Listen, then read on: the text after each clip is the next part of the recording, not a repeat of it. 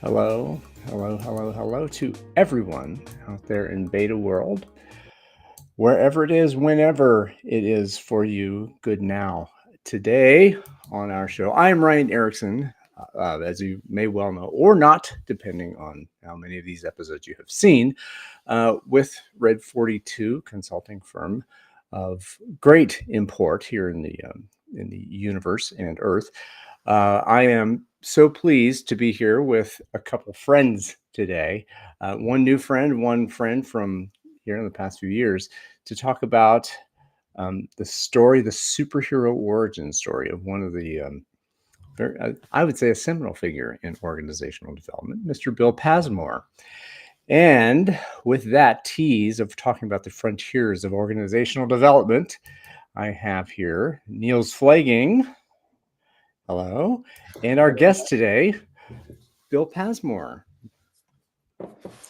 Wonderful to have you in this show, Bill. Thanks for having me. It's great to be with you guys. Looking forward to it. The backdrop is that Paul Tolchinsky, whom we talked with a couple of weeks ago, he said, why don't you talk to Bill about this? And we thought, yeah. Now is the time to talk to the luminaries in the field. Good. Well, I always listen to Paul, so it's good that you do as well. Yep. Well, the invitation first here is as the tune that was called for today. Niels came in with a great idea to kind of go chronologically through your writings, and Bill. My God, you're talking about Paul and Niels.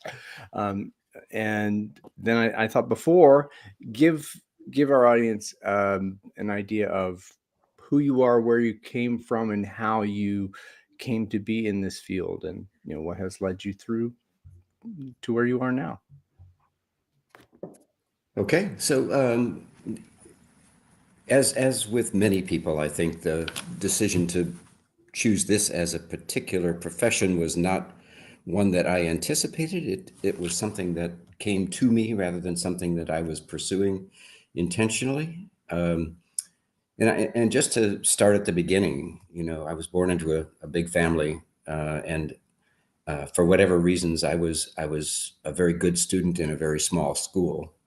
And so that got me starting to think about, wanting an education and going further than anyone in my family had been able to do. And so I was interested in furthering myself.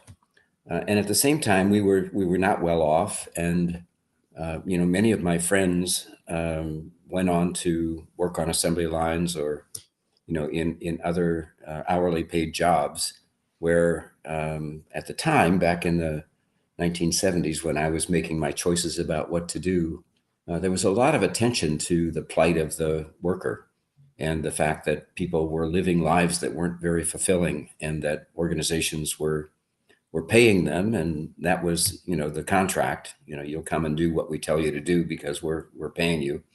And that people pretty much had to just accept that. But there were on the horizon, examples of organizations that today we know as high performance organizations designed using principles from the socio-technical school that we'll talk about here this morning, that were different and that really did offer people a chance to have fulfilling work and contribute their ideas and thoughts to how the operations should be run.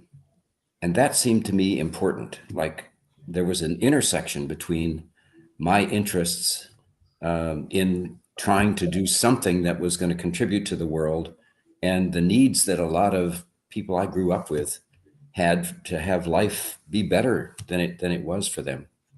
So I fell into this line of work after being an undergraduate at Purdue in management and aeronautical engineering. I liked to fly. I was a pilot. I enjoyed the idea of becoming a pilot and having an airline career. That was one option. Oh, and the other route was, okay. What's You that? were a pilot. You were a pilot. Yes, just a private pilot. Never got to the commercial stage, but I was a private pilot and I enjoyed flying, and I thought maybe that could be a career for me.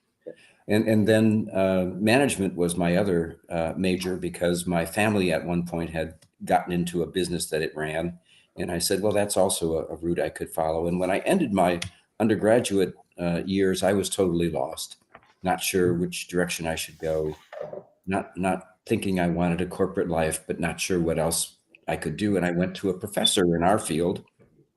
His name was Don King, and asked him some advice, not because I wanted to be in the field, but because he was one of the more approachable professors I had had in my undergraduate years. And he said, well, come into our doctoral program. Mm-hmm. And I said, what's that? He described it. And I said, oh, that sounds really interesting, but I can't afford it. And he said, well, we'll pay for it. And I said, okay, then. Yeah. And so I don't know what he saw in me. I took his class and enjoyed it, but I just must have caught him at the right moment. So he invited me into the doctoral program, which I did, and discovered Paul Tolchinsky there as a colleague and a lifelong colleague, as it turns out, at that point. And I was in a class with another student by the name of Renan Lipschitz, who went on to teach in Israel.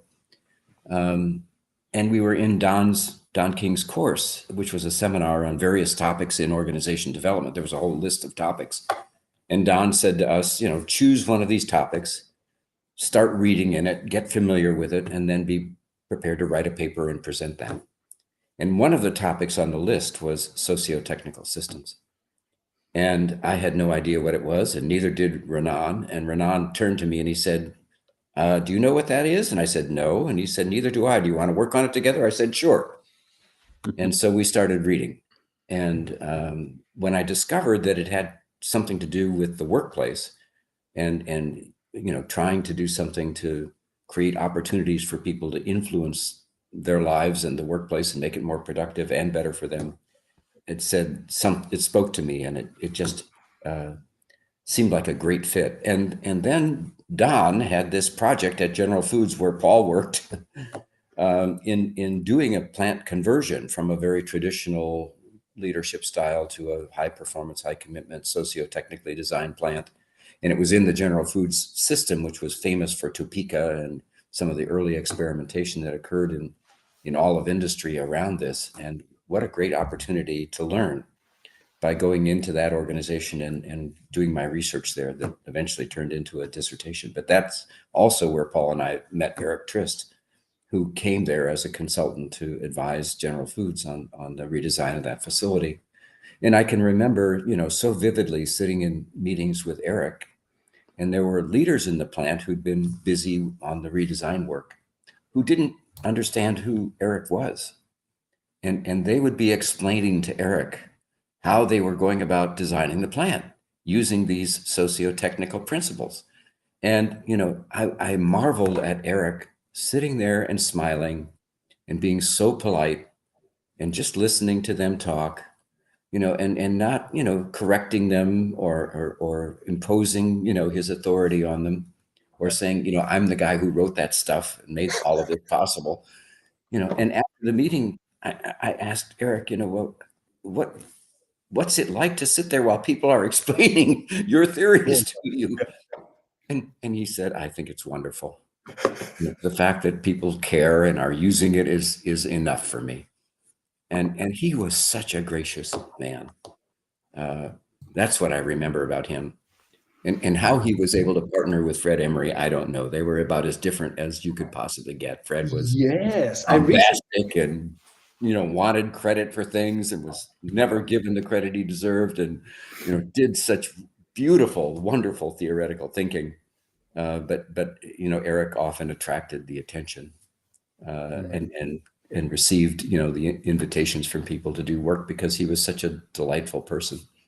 Yes. And I took that lesson from him and said, I think I'd rather be Eric and try to be, helpful to people and gracious rather than push my way to the top. So that's the origin story. And from there, I went to Case Western Reserve because it was a place that practiced organization development and did a lot of T group training, which I hadn't been exposed to at Purdue, but I wanted to be exposed to it. And I wanted to join NTL, the National Training Labs at the time, and learn how to do that interpersonal work and combine that in some way with the work that I was doing in my organizational research, because it felt really meaningful and personal to me that we should know each other, and we should know ourselves at a much deeper level to become more effective than we are. And I wanted to master that craft, and Case was big on that. And so I said, okay, off to Cleveland for a year, learn all that stuff, and then find myself a real job.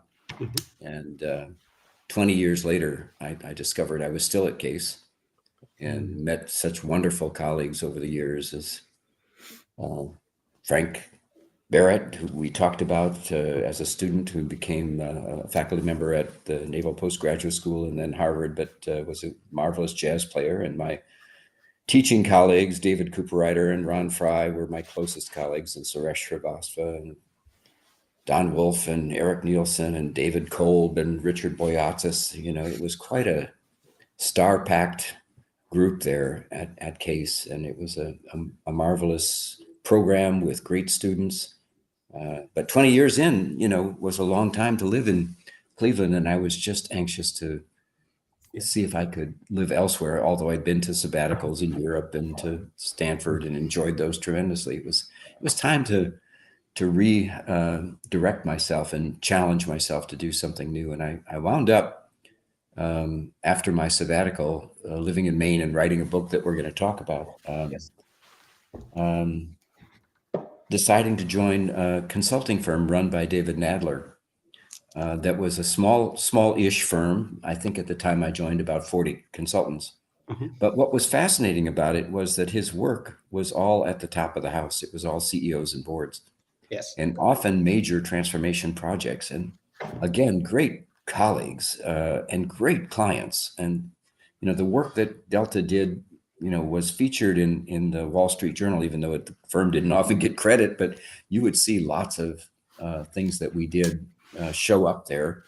And I learned so much from David and those people about what it's like to consult at the top of the house, and did succession planning for CEOs at Walmart and Pepsi and Dow and Mass Mutual and other places, and did transformational work with Unilever and other companies, and just had a ball there for a few years. I was there 10 years altogether, but David sold the firm about 5 years in to Marsh McLennan, Mercer, Oliver Wyman. We became affiliated with them, and I discovered no part of life in a big consulting firm. And, is that maybe, can I interrupt you, Bill? Sure. Because now you made me aware maybe of a shift in times, if I remember well, from what Paul told us about this engagement at the General Foods plant. Yes. Apparently the consulting client were mid-level managers, like functional whatever managers, who wanted to improve operations. And then a decade or two on, you had this opportunity to work with CEOs. I think that might have been a shift in times as well, right? That happened there. Yes, it was a shift in times, and definitely a shift in focus, and a new skill set for me, which was what I was looking for at the time. Continued growth, and by then, also and consulting became an industry, right? In that period, consulting became a real industry. That's true, and continues to grow in its scope and scale. Yes, not in quality, but not in quality. No, we can agree on that. We can agree on that. But back then, sociotech was big for a while, and then quality came in and kind of displaced it, because for a lot of reasons we don't need to get into. It's very interesting. And that was I love part that. of the shift for me. I love that topic. I think that's the opportunity of speaking to people like you and Paul with a bit more, historical, how to say, more context. More context, more historical perspective yet. I mean, I've been in the field for 20 years already, but you might have 40 or so. So that's I discovered that I'm coming up on 50 years of working, so that tells me something. Yeah. And it's worth mentioning maybe at this stage that you have been a scholar, an academic for all this time, and a consultant at least since the 80s, I think, 80s and 90s. Yeah, I started teaching in 76 at Case, so that gives you some idea. And I've been mostly a professor throughout my career, but the 10 years that I spent at Delta were pure consulting work. For that period of time, no teaching going on then. And then for 2 years after that, I had joined the Center for Creative Leadership to help create a practice in which we helped people at the top of organizations continue to learn.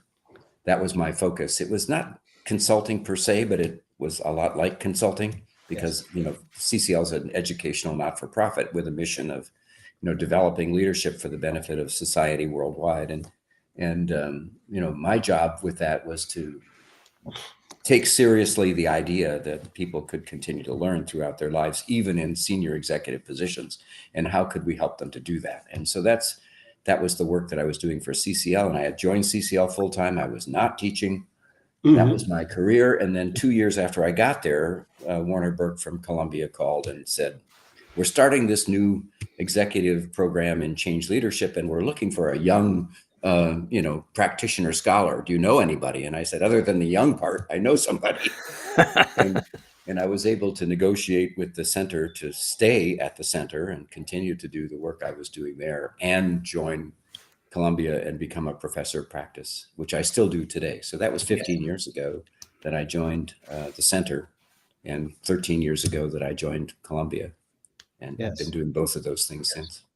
We had a little bit of collaboration in those activities around organizational development at CCL, Center for Creative Leadership. But let's jump back in time. Is that okay? Sure. Let's go. I find this a fascinating topic. When the new wave comes, like quality or lean or then agile, the previous waves, in this case, socio-technical systems, it gets kind of erased, substituted, and nobody remembers it anymore. Is that right? As well? That's true. Which is, we cannot construct anything in OD or in management sciences or in organizational sciences or organizational knowledge. Is that just my perception? Am I too pessimistic, or is that your perception? The question is, can we not build anything? We seem to forget everything after a while. Can we not increment? Can we not do increment and integrate? Can we not increment and, synthesize some of this?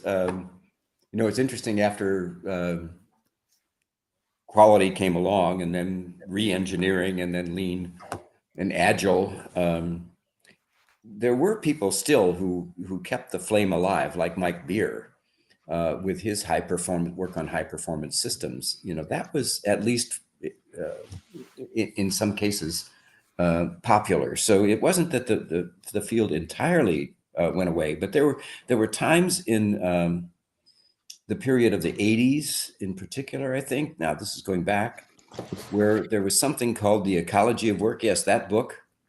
The Ecology of Work conferences were held, and people were talking about that work and socio-technical design and high performance systems. And the conferences would have literally 2,000 people.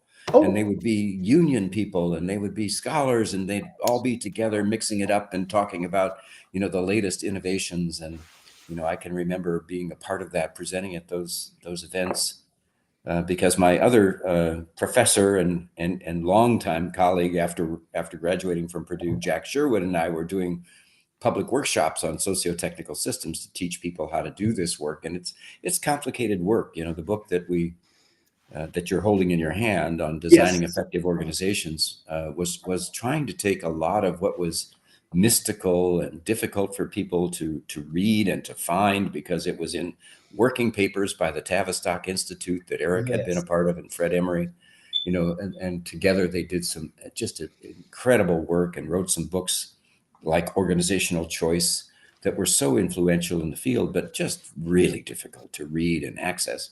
Yes. And I was, interested in having an influence over how leaders thought about things and the application of these ideas. I've always been interested in change and trying to make things better from an applied perspective as well as a scholarly perspective. I've tried to live on that edge.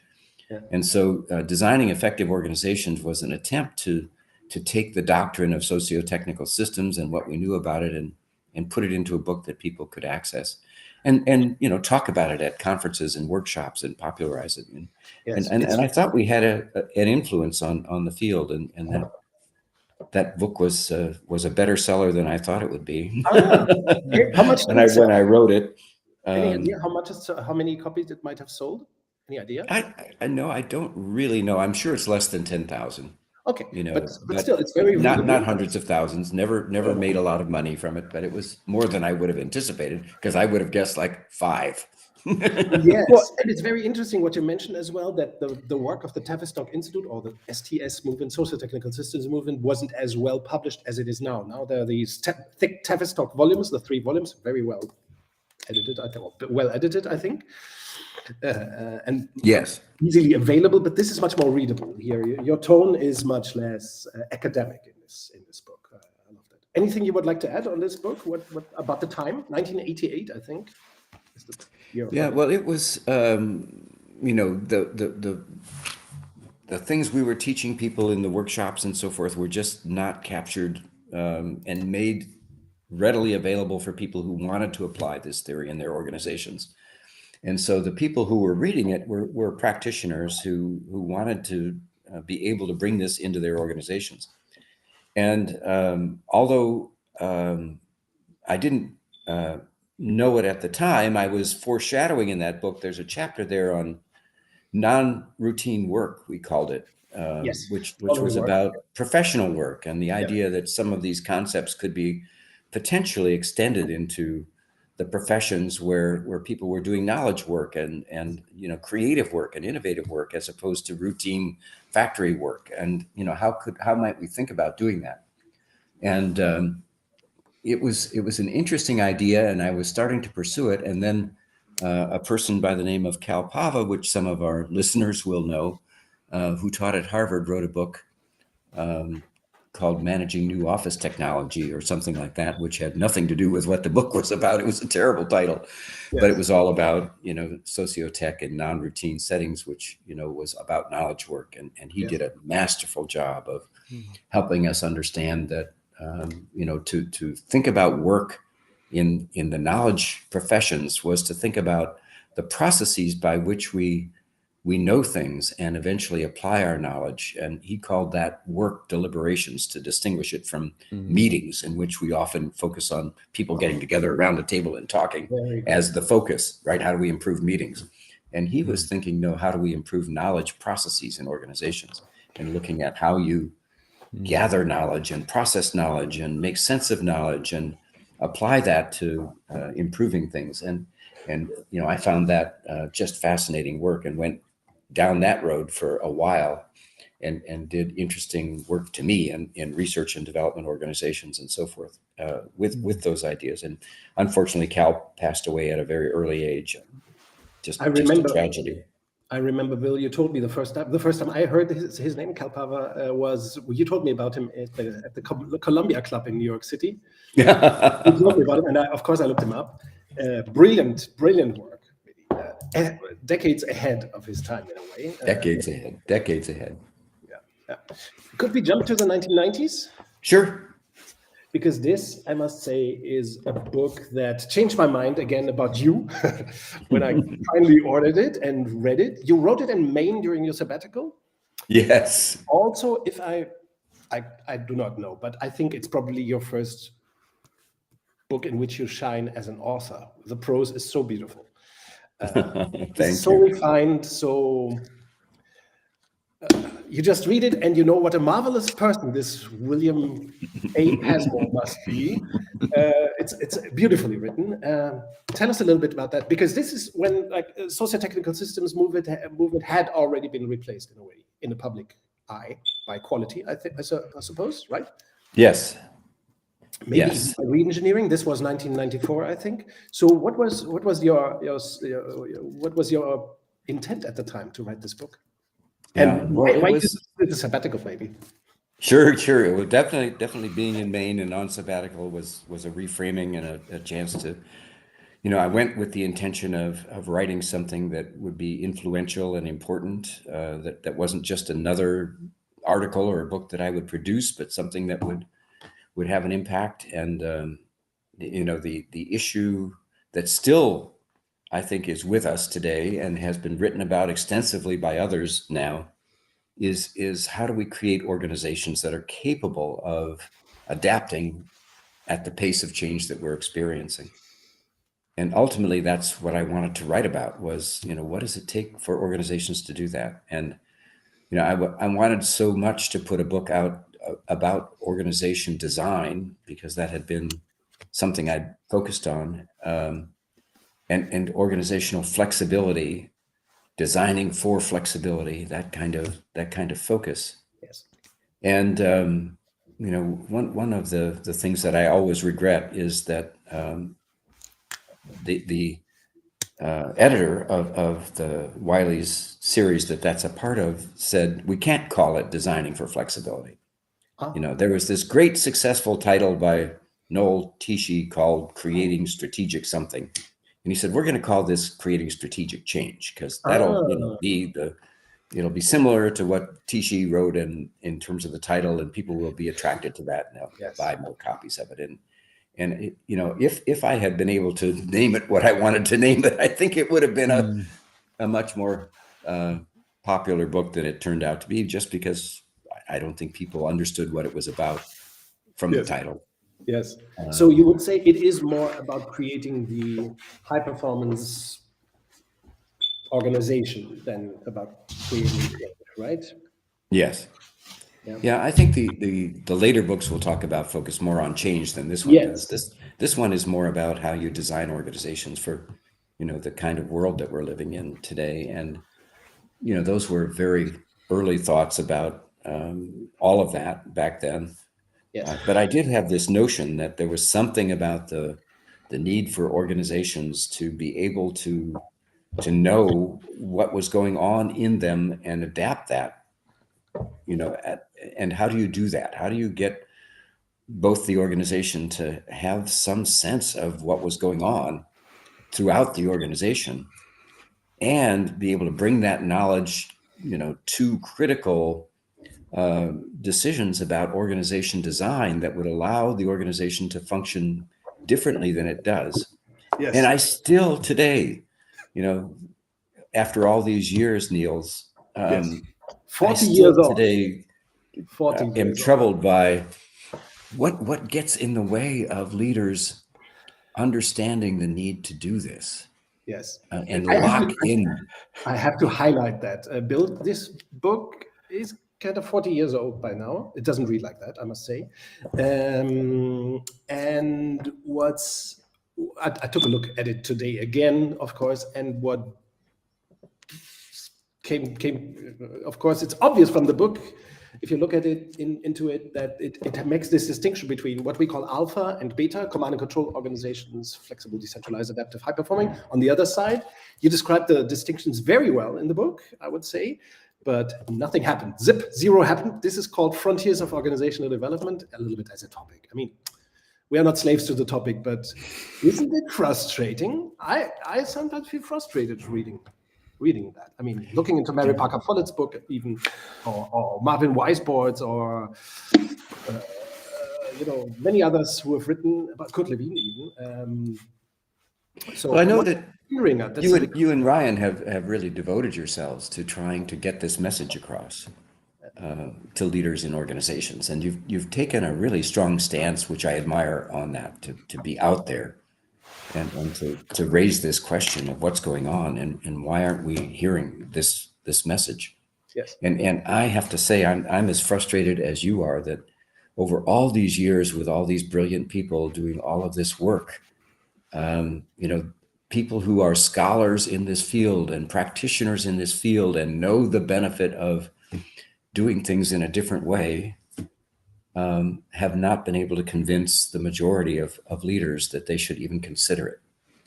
And so there's something obviously that's deeply ingrained in the psyche of leaders, of people who are attracted to positions of power and authority, and want to take on the responsibility of running organizations, that either is not attractive about creating adaptable organizations, flexible, high performance, employee empowered organizations. There's something that's either terribly unattractive about that or something really frightening.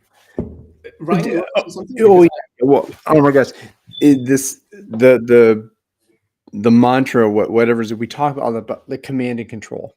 We talk about Yes. that's there, and I think who's in command and who's in control, and that and who's the commander and who's being controlled. That it's a fundamental shift that I think it breaks the brains of folks. Like if I'm not in command and in control, well, who is, and how do I trust them? And to me, it's that inculcated through the education and again, to no one's fault, really. You might argue about whose fault it is that the education comes into it, the managerialism, that it is heroic to be a manager and to be in control and to be a leader. What does it mean to be a leader? Is that you're in control and you have this command authority, and that's not the way what we're talking about in the socio-technical systems domain. We're not really talking about that kind of control. At least what I get, and Niels, we could totally disagree on this, but I do it's sometimes. well, of course, sometimes, but it's in the space between people, and it's at this power width thing versus what we've trained to feel and be is the power over command. Okay. I command, I'm in control.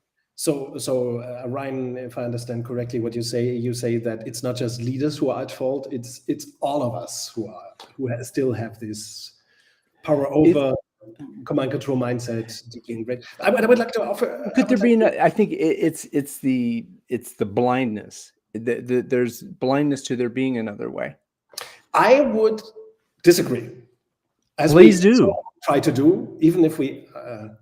If it's so boring to always agree, right? So I try to disagree a little.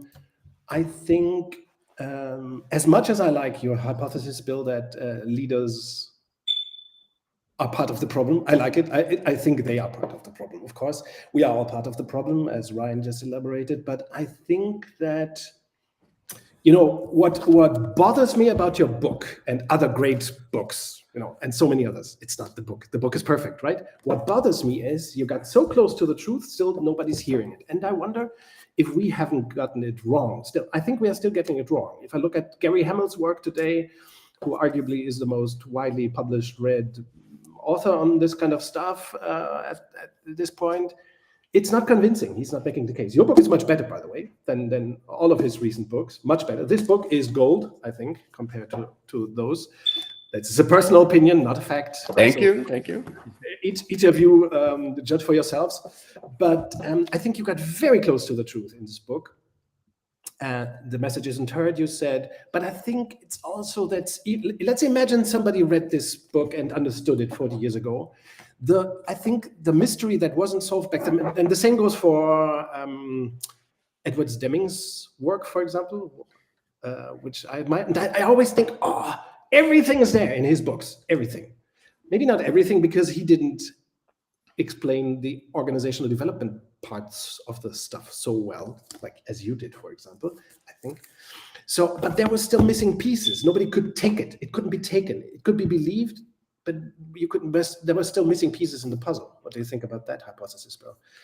Maybe we are part of the problem, and the lack of method is also part of it. Yeah, there's no doubt that we're part of the problem because we haven't succeeded in communicating it in a way that most people can accept it and pick it up and run with it. Now, of course, there are exceptional leaders who have, and when they do, they become converts and advocates for this way of thinking and Yes. being, and they stand out among their peers. They write books about this from their perspective, and they say, I discovered that this is actually possible, and I want to tell the rest of you, as one of you, I'm able to think this way and work this way, and the success that followed was incredible. And I just as one of you want to be able to tell you that you're missing this and you should be paying attention to it. And I'm thinking, if they can't get the word out, then what more can we do? Yeah, so much wasted that would have opportunity. influence. So much missed opportunity.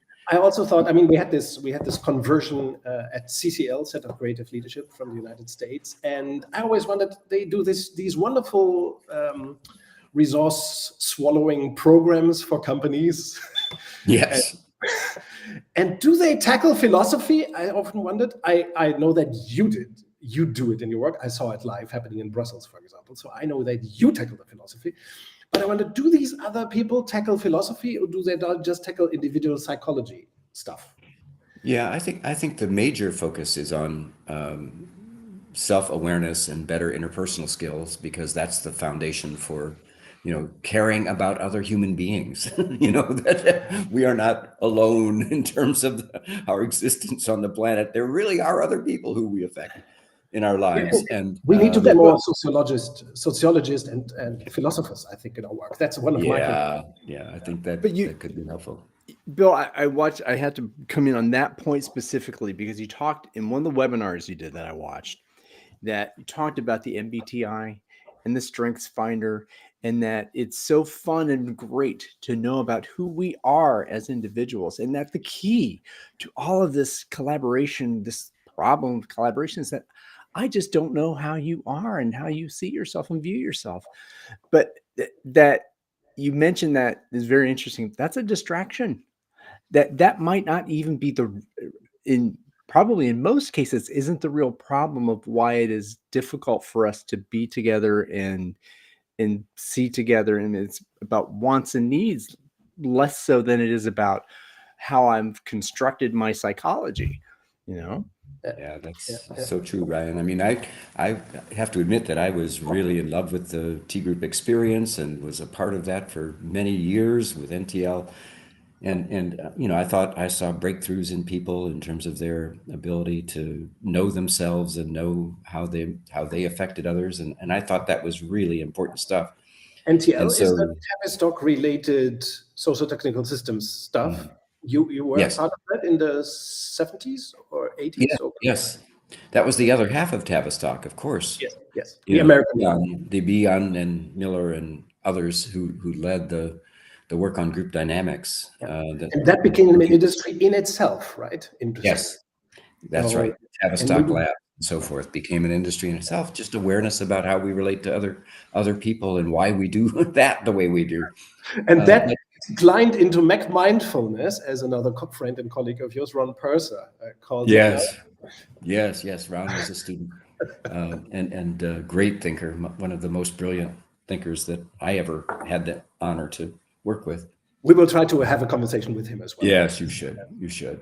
But yeah, all of that, Ryan, to your point, no matter how effective our interpersonal relations are and our understanding of ourselves and our skills in working with others, no matter how finely honed those tools are, they don't deal with the issues that people have around the executive table that we have to find a way to deal with in organizations to be successful as leaders in collaborating together. Yes. And that's the part that, the interpersonal work didn't address those things. And if you ask people, well, why aren't you collaborating?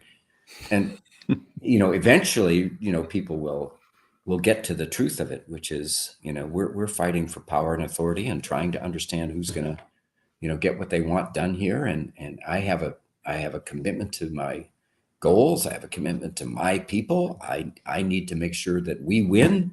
And, I'm making it sound worse than it is, but that's what's propelling some of this in organizations that unless we can talk about what's really happening and how we change those dynamics, then we're against each other instead of with each other. And there again have been organizations that have overcome that, where teams have been able to have those honest conversations and they've overcome the differences in the politics and been able to reach incredible heights working together in a collaborative fashion that they didn't know was possible. And wow, do we cheer for those people. And I cheer for leaders who do these things well. And I just wish that somehow I could reach more of them. And that's my fault, not theirs. Yes. But I will say, just to mention, Niels, that I back to Eric Trist, my colleague Stu Winby, who was at HP and then has since retired, but continued to work in the field of socio-technical systems and been a voice for that, was with Eric towards the end of his life, because Eric lived close by to him in California, in Pebble Beach. And he said that Eric, virtually on his deathbed, said, I've been a failure. I haven't reached people. They haven't listened to the message. And Stu was trying to say, don't you realize how important your work has been in the world? And Stu did work on sociotech at HP with factory after factory, and his Factory of the Futures work. I mean, 20, 30 factories that he converted, and it was incredible work with incredible impact. And yet Eric felt like we're talking about, like I could have somehow been able to do more. So I think of us feel that way. I think that our failure is not so much in our failure collectively, if I may include us in the whole thing. Yes, please. Eric, Chris, and Kotlevin and everybody. Those who seek to educate in the realm of organizational change. Yes, that's the us we're talking about. Yeah, exactly. Exactly. The broader field. I sometimes wonder if we haven't failed to establish the institutions that would be needed to create the shift from, let's say, organizational authoritarianism, command and control, to organizational democracy, sense and respond, however you call it. So I think this, and you describe this well in this book, I think this dichotomy between command and control and the other model that we should aspire to, alpha and beta, as we call them. But Eric Trist called them, or maybe Fred Emery called them, operating system 1, operating system 2, or something like that. So it's all, it is nothing new, this distinction, but we have nothing new. Seriously. You cannot install democracy on top of authoritarianism or fascism. It's impossible. So I think we have to create institutions, the magazines, the business schools, or we have to create the institutions to promote this. To legitimize the body of knowledge. What do you think of that, Bill? I always wonder why you do not have the institute, the big institute that's doing this kind of. I mean, you could do you could do it all, Yeah, it's interesting that you mentioned that, because you think about the Tavistock Institute and its role over many years of in the field, positioned to do exactly this, right? Yes. And always struggling for funding and for what are we going to do to continue the existence of the institute. And as you know, the original studies that were done in the coal mines that led to all of this discovery that, yes, there is a different way of working, and it actually works, and it's better than the way we normally work. And let's tell the world about that. The early Toyota. After the clear data and success of the research, was all rejected by the British Coal Board. No, we don't want to operate that way. So, the funding was cut off, and on they went to do other things at Tavistock. But I think that you're right about needing more institutions, needing a group that is capable of standing up and doing it. And for a while, I thought we had that with the Ecology of Work and the Socio-Technical Systems Roundtable, and which still exists. But it's interesting that it probably needs to be rethought and looked at again, because it's time for a rebirth, perhaps, of some of those. And I mean, ideas. the rest of the industry has moved on. I mean, the CCLs have moved on, the business schools have moved on, and with vengeance. They have totally changed their faces, and not for the greater good, one might argue, as many have argued, like Henry Mintzberg and so on. Ron Purser, of course, is a yes, he's written some great stuff lately, hasn't he? His critique on the business school is it's like the guillotine of writing. It is. Oh my God! But your scholarly work also wants to be acknowledged. I brought one of your books. I think there are more, right? 2 or 3 volumes of this. I'm just looking on the shelf. I'm not sure. I think I stopped editing at volume like 22 or something like that. Oh my goodness! Okay, and I only have one here. Deborah Newmer and Rami Shani took over, and now have been joined by Danielle Kotze and Zandi, and it's volume 27 or 28, I think now. I have volume 13 here in my hands. Okay. So you have been doing this editing. Well, I did edit that for a long time with Dick Woodman, my dear colleague, again from Purdue, back to the Purdue days, but who was the person who suggested that we do that, and got the original publisher, JAI, to buy in to creating that series. And it's an interesting story. In the first volume that we created, Research in Organizational Change and Development, we had the original appreciative inquiry paper by David Cooperrider, on that topic. And then we had an article by Chris Argyris on kind of his views of the field of organization development, one of our great founding fathers of the field. Yes. And we presented the book at the Academy of Management meetings the year after it was published. And Chris pulled us aside, Dick and myself, and said, guys, you have to realize there aren't enough people doing research in OD to put out a second volume of this. The first volume is all there's ever going to be.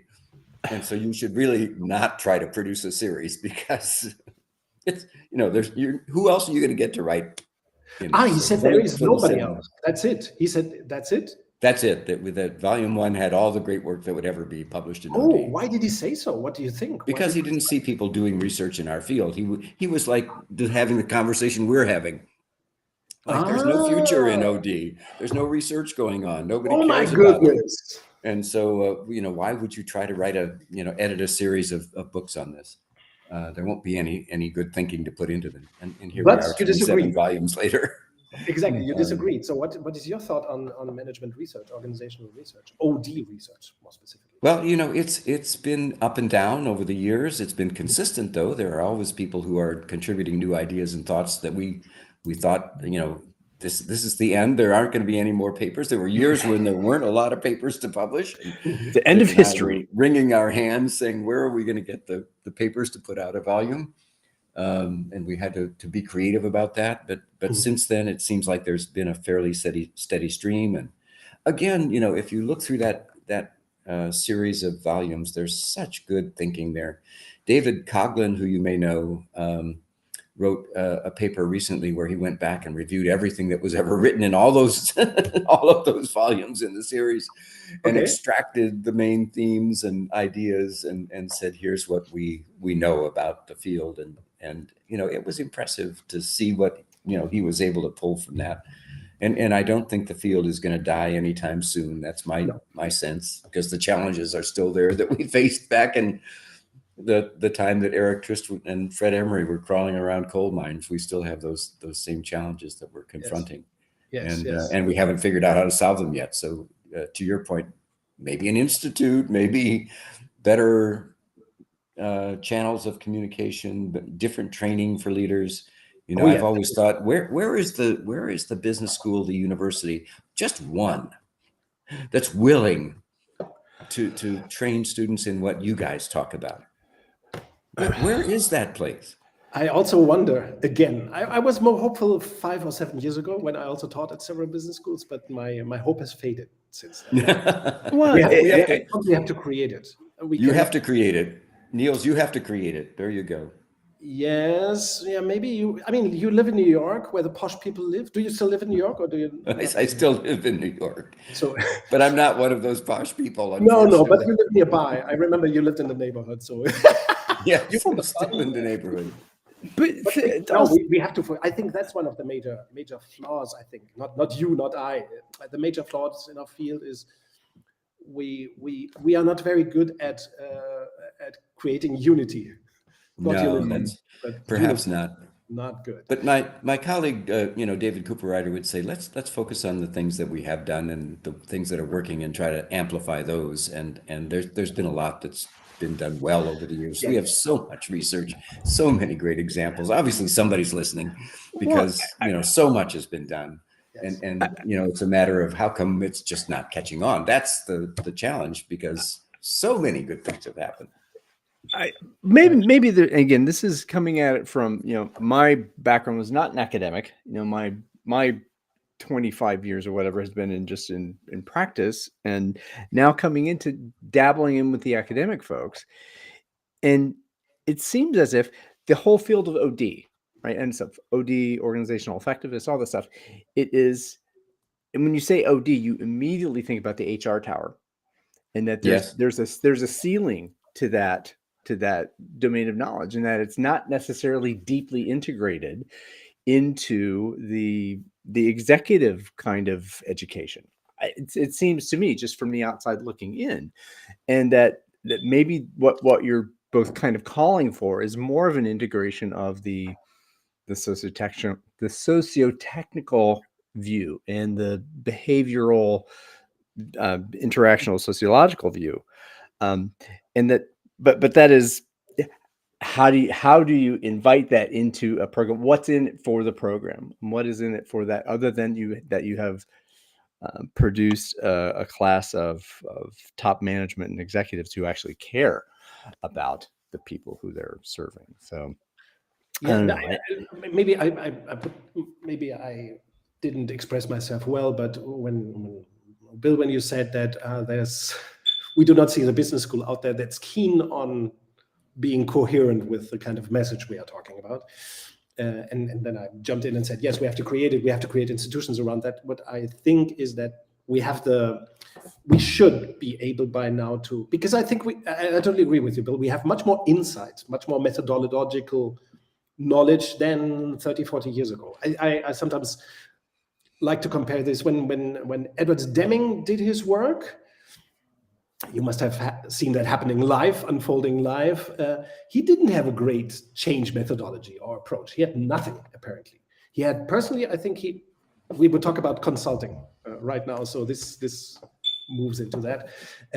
So he had some kind of good sense of how consulting work should be done, personally, but he couldn't multiply it, he couldn't scale it, he couldn't help organizations transform de facto, I think. I have reflected on Deming a little bit more because I read all his stuff recently and edited this book of quotes. So I think we now have more capable, more powerful change approaches, like Open Space Beta, if I may mention that. So we have different and more capable, more powerful change approaches. We have more insight about those kind of organizations. We have the Toyota case and Handelsbanken and Gore and many, many others, DM Drogeriemarkt here in Germany. So we know a bit more. Our knowledge is more consolidated. We have more research, more insight on psychology, organizational psychology, philosophy, systems theory. So we should be more capable, more able today to create different institutions, I think, if we pull together, of course. Yes, of course. Yes, well, perhaps it's time. You know, there have always been places that people who seek enlightenment have gone. Yes. Because they want something that's Yes. different than the status quo, right? And maybe it was the trips to Ojai in California to learn Est, or maybe it was NTL as people went to Mecca to learn something about human relations, or to Tavistock, or to other institutions where they could pick this up, or the Ecology of Work conferences. There's always been, people who are interested in not just following the herd and trying to find enlightenment. Yes. And those are the people that, whenever we encounter them in our work, we just so enjoy spending time with them and seeing what's possible. Yeah. And not worrying about these constraints. And boy, isn't that wonderful. Yeah. And I'm not hopeless at all, but I think a little bit earlier you touched upon this, that there are whole industries out there promoting command and control. Yes. The consulting industry, the training industry, the consulting industry, the academic, the business schools and so on, they are very powerful. They have their magazines, their professors. Yes. All of it, right? So I think we have to create those counter institutions. It's like, I once read an article somewhere, maybe in The Economist, about how the far right in the United States is currently building institutions to consolidate their power or to build it, which is of course not a good example.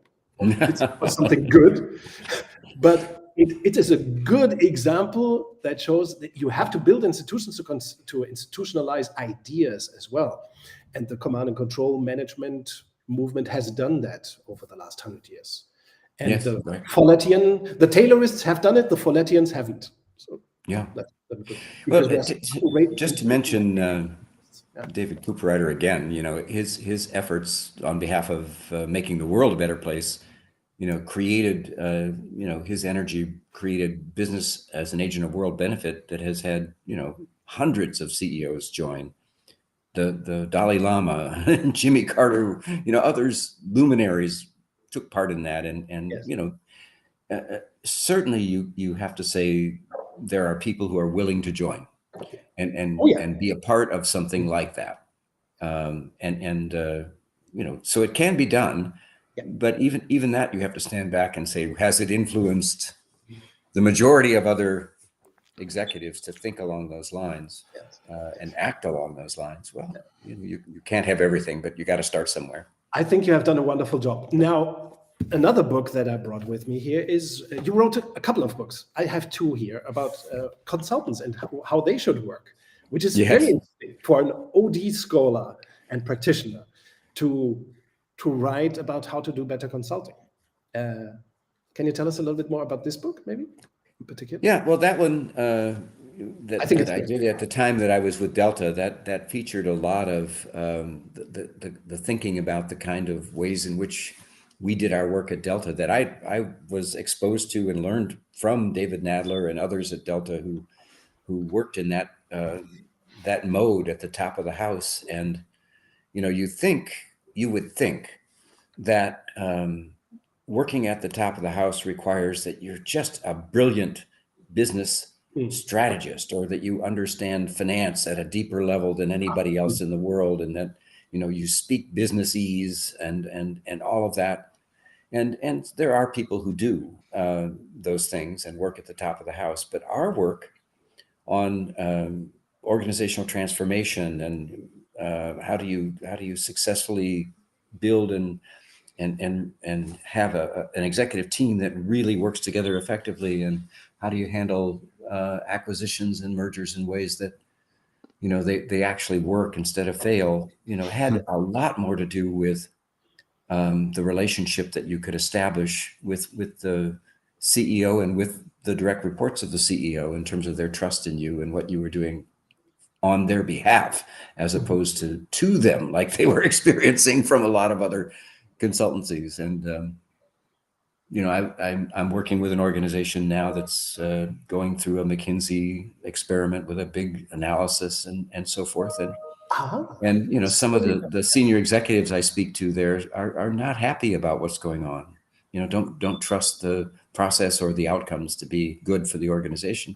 And yet, they're nervous about speaking up, because this is something you're not supposed to speak negatively about. This is, something you should always accept because it's McKinsey and they're great, right? So yes, they're doing so much analysis. It must be good, right? There's a colleague of mine here from Austria, Ernst Weichselbaum. He says that as a consultant, this is very interesting for us as consultants. He says all analysis of the present is futile for the work.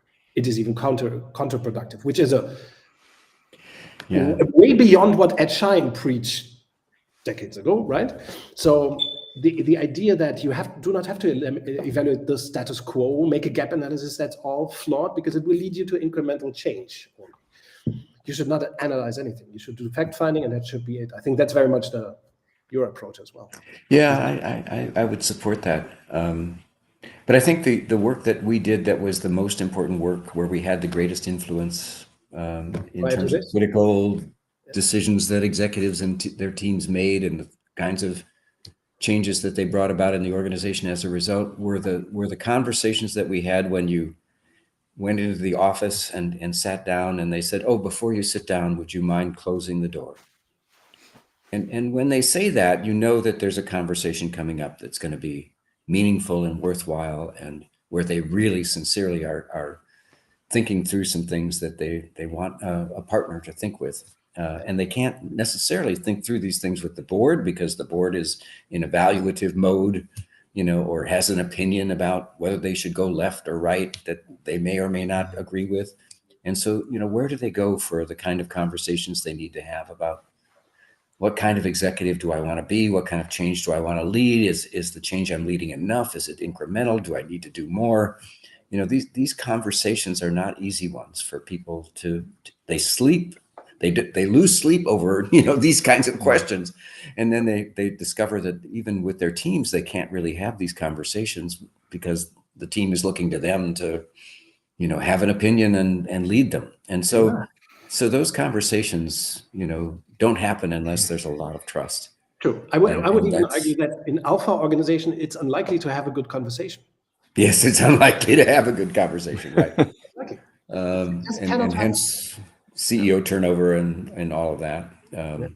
So this book was about relationships that enable that kind of transformation to take place, and that how do you build that trust, and what do executives expect from people that they're working with to deliver in terms of the support for their success. And I are we would say really focused on that? it's a book filled with nuggets for consultants who take their OD consultants who take their work seriously. So I think Yes. it's highly And recommended. credit to Ron Carucci on that, and to all of the Delta colleagues who were so good at that. Yeah, for sure. This is more recent. That's a little more recent. It's starting to feel like it's Yes. been a while. We're starting to get here into our time. This is when you published it 4 years ago, 5 years ago. I think it's older than that. I think it's now getting to be 8 or 9 years, right? What's it say? Didn't I don't we know. already know each other at the time? Weren't we acquainted? 2015. Yeah, there you go. So 9 years is coming up. Oh my goodness. We've known each other goodness. for a long time, I think. Because I Yeah. remember when we met, you were working on it. Yes. So there you go. This is called Leading Continuous Change, Navigating Churn. This is very pop in the real world. Yeah. What's behind that book? What drove you to So very beautiful? Beautiful. Fortunately, it's now outdated. We're not experiencing change anymore, so I'm not sure anybody needs to read it, right? Nothing's changing. Nothing's changing now. We've solved that problem, and we can move on to whatever's next. Yeah. But what inspired that book was actually I attended a conference in New York and John Cotter was speaking about his change model, his 8-step model, which is a nice model everybody knows, linear and designed to manage a change, right? Yes. And he was speaking at the conference and pointing out that with the pace of change that we're experiencing and the fact that it's getting more complex and there are more changes happening simultaneously, that he was worried that his change model wasn't going to do it anymore. And it just wasn't going to be adequate for what leaders were having to deal with. And he was lost about, how to recommend to them going about dealing with the kinds of rates of change and complexity of change that the world was entering into. And that fascinated me. And I said, well, he's right. And it has to be a whole new paradigm. We can't continue to come at change in the way that we've come at it historically, as if change is only happening one change at a time, and as if, it happens in nice, neat, linear steps. That is not the world we're living in. And so we have to back away from that world and imagine a new way of dealing with that complexity, using ideas that, Margaret Wheatley wrote about in the New Leadership Science and so forth, and other authors who were thinking about chaos and how do you manage and live through chaos and see order in that and make decisions that can help you survive in a world where there's that kind of whitewater. And so that's what promoted that book. Cotter did come out with his book later, by the way, that was his answer to that, called Accelerate, and says, do my model faster. Yeah, exactly. Which I really appreciate that work. But which is another approach. But I was trying to take a different paradigm, a different view. Yes. What it kind of saddens me to hear that Cotter at the time said, he was lost, because it reminded me of another book of another author. Maybe you know him personally, Marvin Weisbord, Productive Workplace. Yes. Probably know the guy, right? Yes, I do. You probably know everybody from the field. Well, I bumped into them at one time or another, probably. Oh, one time or another. Okay, I can manage it. Because in Productive Workplaces, Marvin Weisbord does a brilliant job in describing, we went through different stages of OD work, experts doing the improving the process, later experts improving the system. The future inevitably would be everybody working the system together. And I think you are getting much closer to this. Our work is totally infested by that thought. Everybody now has to work the system together, so you do not need consultants. You just need to have something like masters of ceremonies. Change agents, flawed idea. Warren Bennis, I love you, but that's not.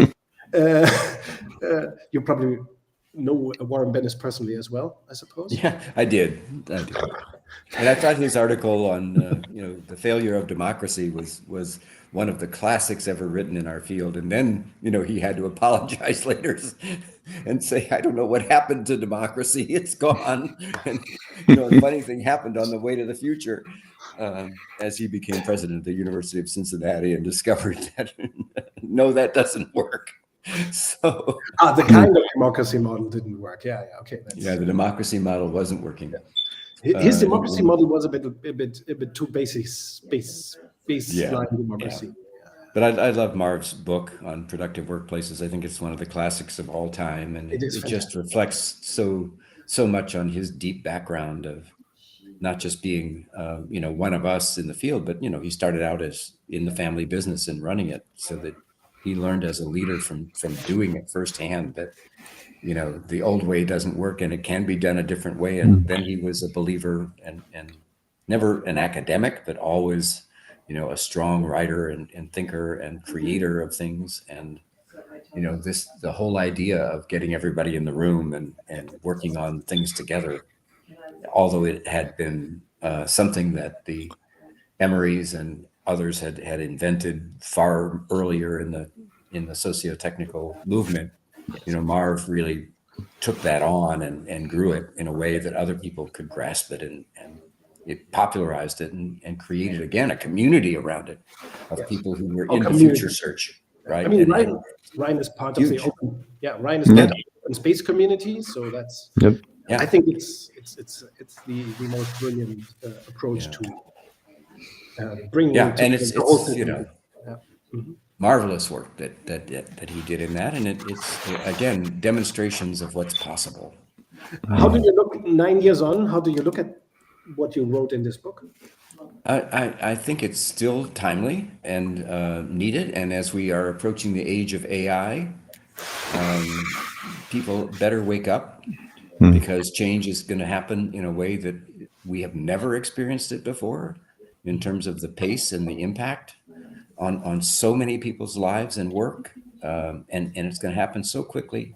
And unfortunately, many people are taking the stance that it's not clear how this is going to play out, and therefore we'll wait and see, before we decide how we're going to respond. And it's like, no, it's already here, and you either will respond or you'll be caught up in like the tsunami, the tornado, whatever the permanent whitewater. The permanent whitewater, whatever that is, that's coming your way. And people are saying we really need to think back in the socio-technical paradigm about AI and its influence on all of us in our lives and society in the future. And it is a socio-technical phenomena again. And how are we going to lead and manage that in a way that it's beneficial for all of us instead of destructive? Yes.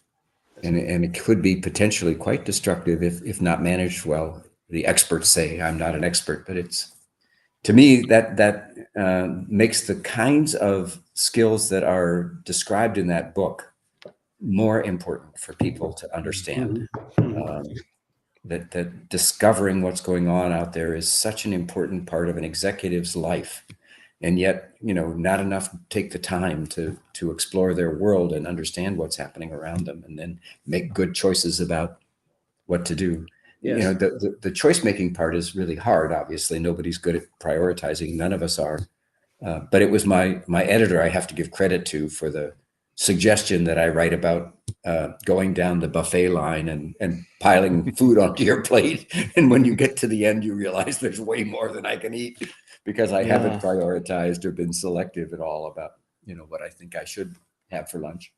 And we continue to see that as organizations overload themselves with too much change that's not critical. And, yes.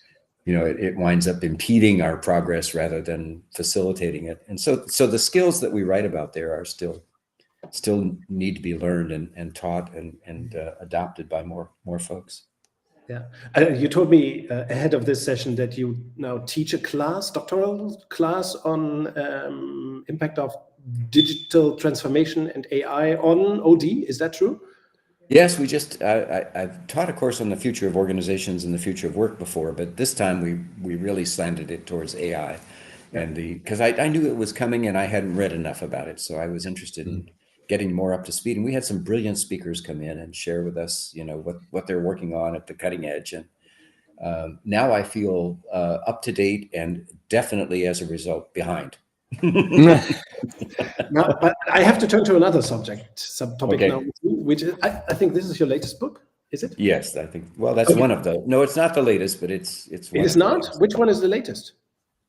The one that just came out is about digital transformation that I wrote with some colleagues from CCL. But it's We do not and count then that. We do not count and that. then no, don't count that.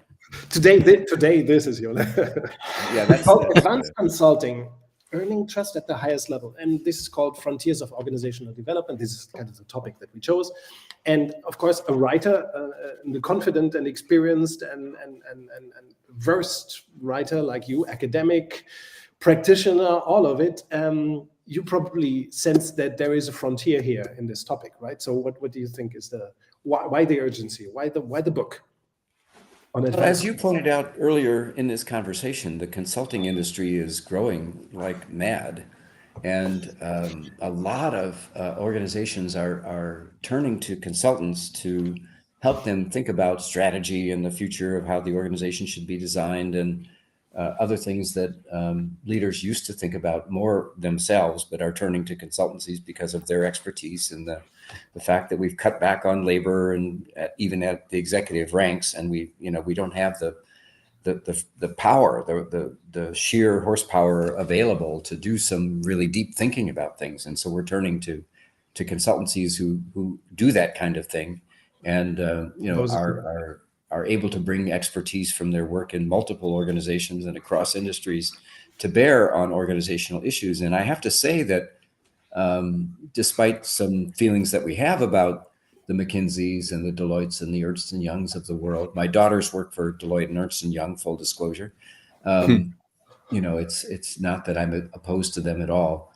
That they have a purpose to serve in the world, these large organizations, and they are helping executives think beyond what they would currently know or be able to create on their own if they just sat around the executive table. That would be my biggest fear in any organization, is that an executive team sat around the table with just each other and tried to imagine the future and think about what they should do about it without ever exposing themselves somehow to knowledge and information that's out there about what's going on, and therefore what their organization needs to do. So I credit the consultancies with bringing the perspective of what's going on in the world out there. And what I would like them to do differently than they do today is move away from the expert mode of, as you said, coming in, doing lots of diagnosis on the status quo, doing a gap analysis between the current and where they think the organization needs to be. And then, delivering a report on what needs to be fixed in the organization, and then saying, and we can fix that for you.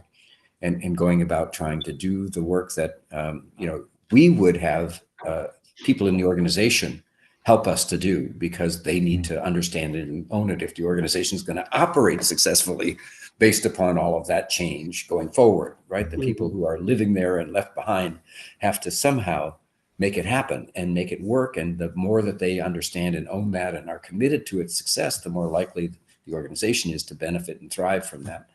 And the latest data that I've seen, although it's not reputable and the research isn't good, says that our success in change is still not very good. That most major change efforts fall short of their goals, and whether it's the improvements that we are seeking or the costs or the time. And I think a lot of it has to do with we still are trying to help consultants learn how to do their work in a way that it has the kind of influence and impact that we would hope that it would help the organizations that they serve be more successful in the long run, because they have, what we used to call help them learn how to learn, right? That's what we used to say the consultant's role was when we started OD, was it's not my job to do this for you, come in and fix it for you. It's my job to teach you how to fix it so that you can learn how to learn. And as you encounter additional issues or challenges, you'll know what to do. You'll know how to pull people together. You'll know how to get their input. You'll know how to help them figure out how to act on that, the training that they need to do new things. All of that, you'll be able to manage that for yourselves. And in the cutback of, the cost-cutting efforts that all organizations seem to go through, they limit themselves to the point where there is no Slack resource anymore to do that. And so they hire consultancies to come in and do all of that work for them, which is a good thing from the perspective of bringing new perspectives, but a bad thing from the perspective of a sustainable change. And if the new perspective you bring in has a built-in bias towards self-survival and wanting to have more finders and minders and grinders, doing the work of the junior consultants years and years and years into the future, as opposed to actually saying, okay, now this is what we've shown you that you are now capable of doing, and we're going to step back as consultants and say, now this is your show, as opposed to now we have a delivery group on the ground for years and years and years to continue to just pepper you along. So be careful the fox you invite into the hen house. I think that's I think we have to help organizations and leaders in organizations understand that the point that you just made, Brian, that along with the good work that these consultancies can do for you, they also do have a goal, which is to grow and to continue to work for you and continue to have assignments in your organization. And I don't know if it's intentional or not, but at least in some cases, the work that they do, particularly around cost reduction and so forth, leaves organizations less capable of independently changing themselves, because now we have to rely more on you consultants to come in and do what we no longer have people who are capable of doing internally. So we put ourselves in a dependent mode. Yeah, very well put, Bill. I when you started speaking about the large consulting firms, I thought probably the industrialization of consulting is a natural byproduct of the command and control model of organizing, because the more you have command and control inside an organization, the less you can use the existing expertise, the dumber the organization gets, and the more likely it becomes depending on external experts, quackery, fashionable trainings, methods, tools, and so on that need to be promoted from the outside. Because internally, they cannot get anything done. They do not have good discourse. They do not have dissent sufficiently to generate anything by themselves. So maybe what we see, the fierce industrialization of the consulting industry, is a natural byproduct of alpha organization, and there's no simple overcoming it. I think you are suggesting to practice another kind of consulting that would be perfect for beta organizations that want to become beta. Yes, I think that's right. And I would just go back to the organization that I mentioned, where the executives are struggling with the analysis that's getting done. Yes. And just ask executives to think about that.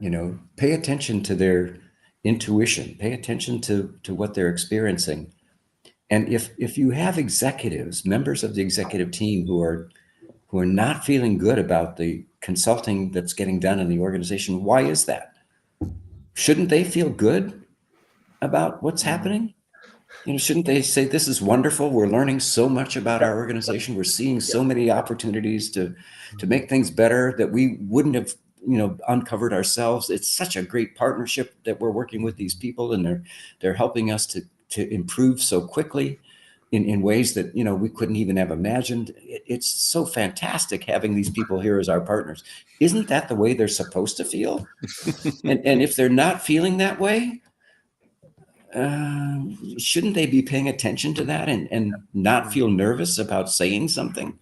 Because somebody might not like that they're asking questions when they know their organization as well as they know it, and they're saying, this will never work for us, but I don't want to say anything.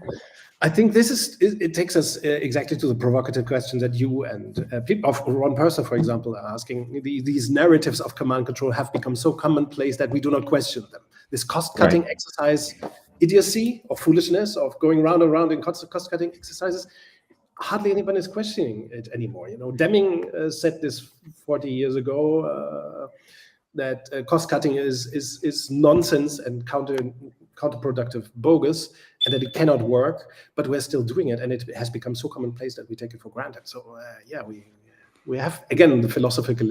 We have to work on philosophy with managers, maybe systemic. Yeah, maybe so. Although there's tremendous pressure on leaders, from their boards and from their shareholders to cut costs, to always be trying to improve the, EBITDA, and labor is one of those things that's a huge expense. And so whenever we can, so if I were privately advising, leaders in this day and age about how to keep their jobs, I would say hire a lot of people that you're going to let go a year from now, because you'll need to do that. And if you just hire a lot more than you need, then you'll have people that you can get rid of and you can still operate, because you're going to have to let people go. So just know that, and be prepared for it, because the pressure is immense. I mean, it really is. I don't admire being in that role. The pressures that people endure. I mean, a lot of times, when they say, "Could you please close the door and have a conversation?" It's about, there are so many things I'm being forced to do that I don't want to do, that I have to ask myself, do I want to keep this job? No, because I know, to your point, Niels, I know this is not the right thing to do.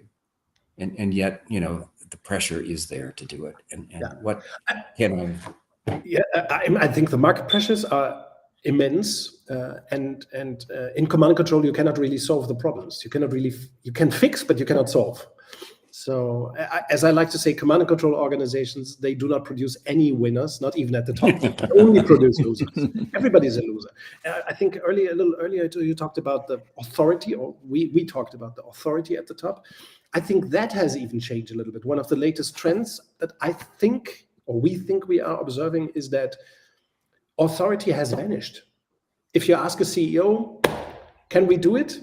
That CEO would probably say, I cannot even do this organization development stuff, transformation stuff, because I'm not sure if I have the authority anymore. The authority that's a great point. Yeah, in command and control, we don't have authority. That's a great paradox. Nobody has balls anymore. The balls are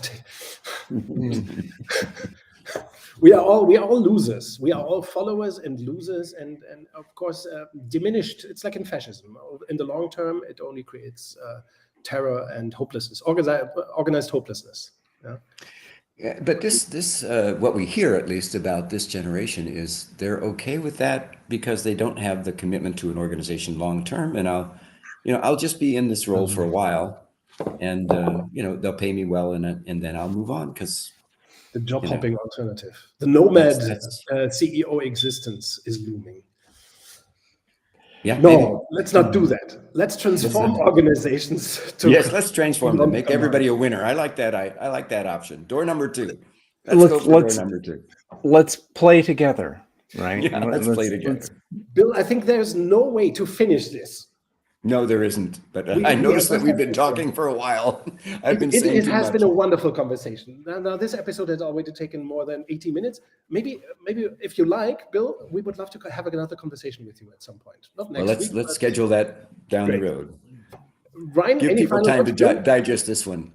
And final words right now, Bill, stuff that you would like to digest? Well, I don't have answers to all of this. That's why I keep working and trying to figure out the best way to find answers. But I love that you guys are doing this and trying to help the world learn how to operate differently. And if there are people out there who listen to us and having this conversation, who have ideas about how to move this forward, or create institutions, as you suggested, or do other things, great. Let's hear those and act on them together. That's what I would love to see come out of this. So thank you for continuing your mission. Yeah, thank you for your marvelous work so far. Thank you. I love it all. Thank you. Ryan, final words for today? Well, it's been a great experience being the bass player to those of you playing the 2 lead instruments here. I'm happy to hear it and take a little bit of a solo, and just there's so many things that came up in terms of what you said and what we could do and what becomes possible of again how we as consultants speak to those, and in that mythical thing we call authority, right? So yeah, the final words is just, it's been a great time, and I'm looking forward to part 2. Yes. All right. Take care, folks. See you All right, soon. see you guys. Stay on a little bit, Bill. He's gone. Okay. Okay, well, I'll let you stay on, and we'll talk later. So everybody, thank you so much for hanging with us, and it's been a mammoth session, if you will say. And to Bill and Niels, always has been wonderful. Thank you for the precious gift of your time and attention, and of course, be more beta.